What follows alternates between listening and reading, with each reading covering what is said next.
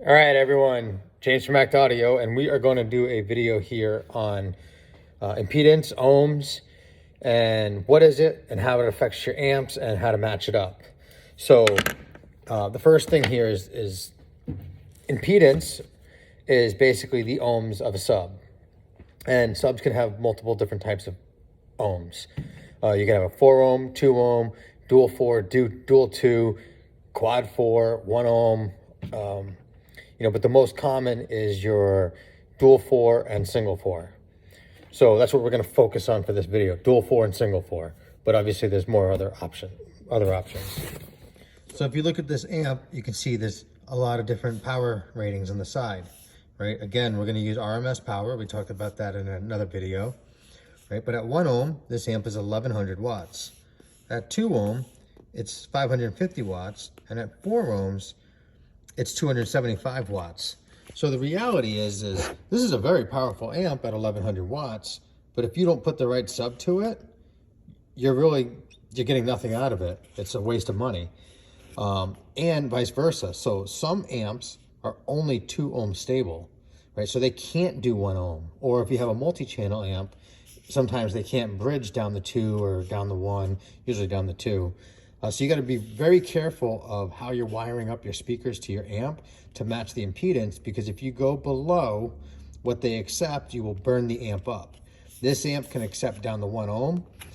The chances of you getting down to below 1 ohm with 1 or 2 subs are pretty slim. So I wouldn't worry about it too much if you're only doing 1 or 2. If you're starting to do more than 2, then you got to be careful that you are not going under 1 ohm, because you will burn this amp up and you will have a giant paperweight. All right, so I'm gonna use a diagram here and say this is a single 4 ohm voice coil. Well, you can wire it in parallel, where you take your positive and you run it to the same junction point as your other positive, and same with the negative. And that junction point would be your speaker terminals of your amplifier. And when they're in parallel like this, you get 2 ohms, right? The other option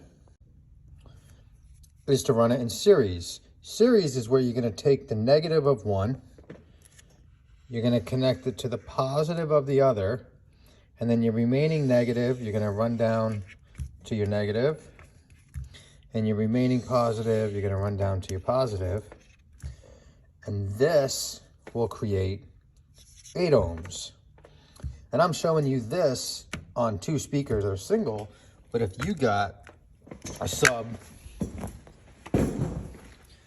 like this, you can do it internally. So I can go negatives together, positives together, and that's parallel. Or I can jump these 2 and run these, and that is series.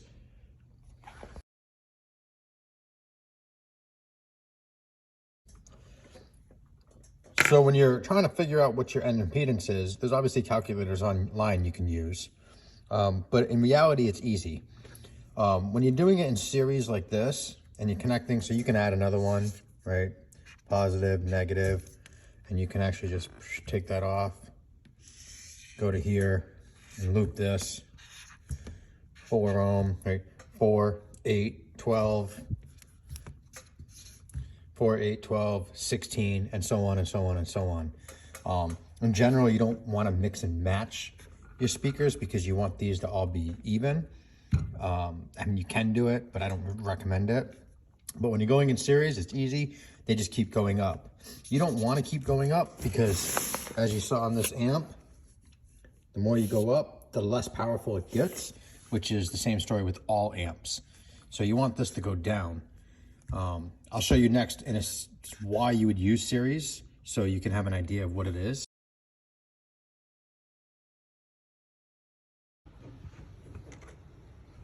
All right, so if you wanted to run them in parallel, and you had the same 2 4 ohm subs, you would run them straight down to the positive of the amp, into the negative of the amp.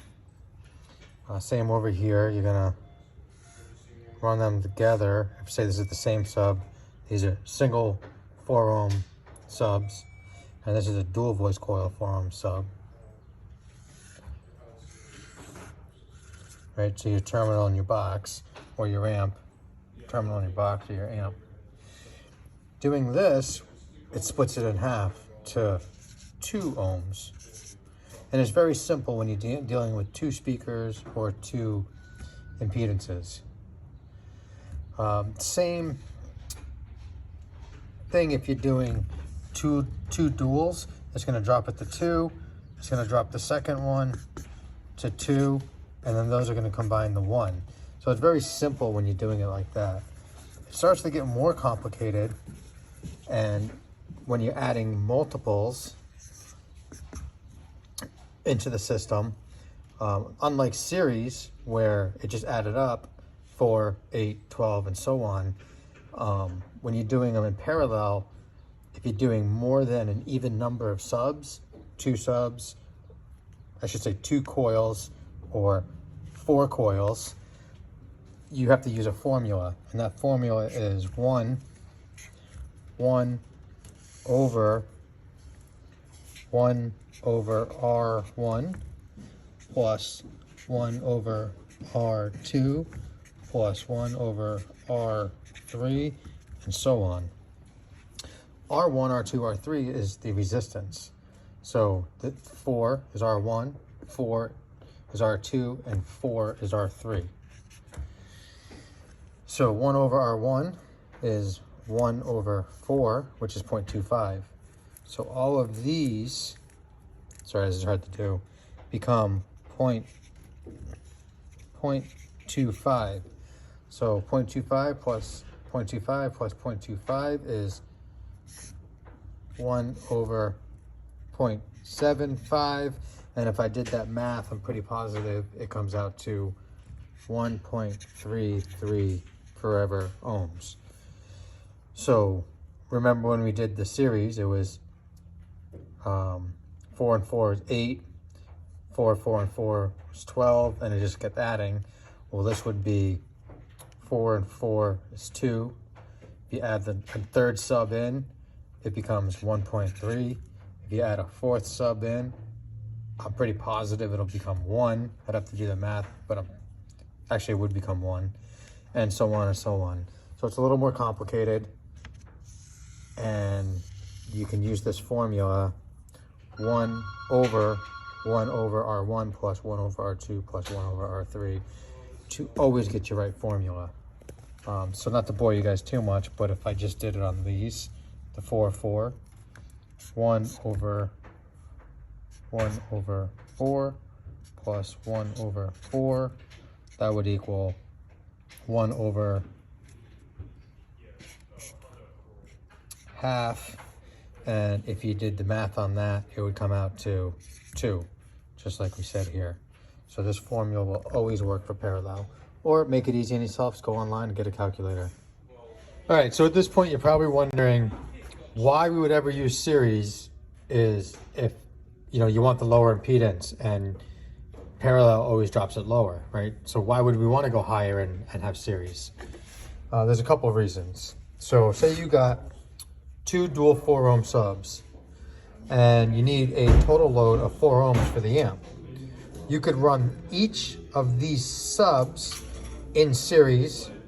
So you go positive to negative for series.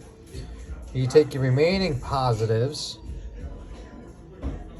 and you run them in parallel with each other. Right, so this in series gives you 8 ohms. This in series gives you 8 ohms.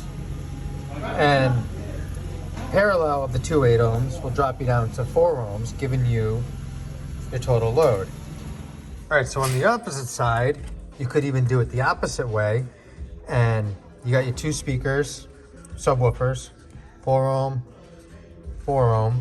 Oh, and by the way, this works with speakers too. Normally speakers aren't dual, but they're single, and you can wire So say you have an amp that handles 2 ohms. Oh, actually, I'll get to that next. But you can take these and you can run them in parallel. So positive to positive, negative to negative, positive to positive, negative to negative, and it'll give you 2 ohms, which is still not what we need. But then you take these that are in parallel now, and you run them in series with each other, positive to negative, positive to the amp, negative to the amp, and in series, these 2 ohms will go up to 4 ohms. So we can use series in multiple ways to get that end impedance that we're looking for. Just on a quick side note here, and I'm going to wrap this up. Say you were wiring speakers on a motorcycle, and you had, or not a motorcycle, but a car, right? And you wanted to do 4 speakers, and they were all 4 ohms. And your amp can only handle 2 ohms. How would you do that? Well, same thing with these. You would hook up 2 in series, or 2 in parallel. You can go either way. 2 in parallel.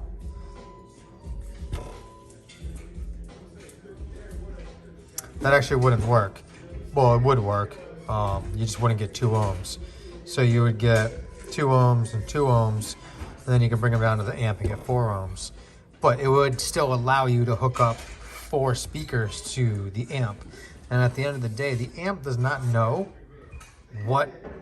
how many speakers are hooked up. So you can do this with 4, 6, 8, 12, it doesn't matter. All this amp knows is what this end impedance number is. 2, 4, 1, and it blows up the amp, or whatever it is. So I hope that makes sense. All right, guys, so that concludes our video on ohms and impedance. I hope it made sense. It was a lot of information to cover, and I know it could have been a little confusing. So again, feel free, any questions, comments, anything you want clarified, ask me below, and I'll try to do my best. But that is how you match up subs to impedance and make it all work. Thank you for watching.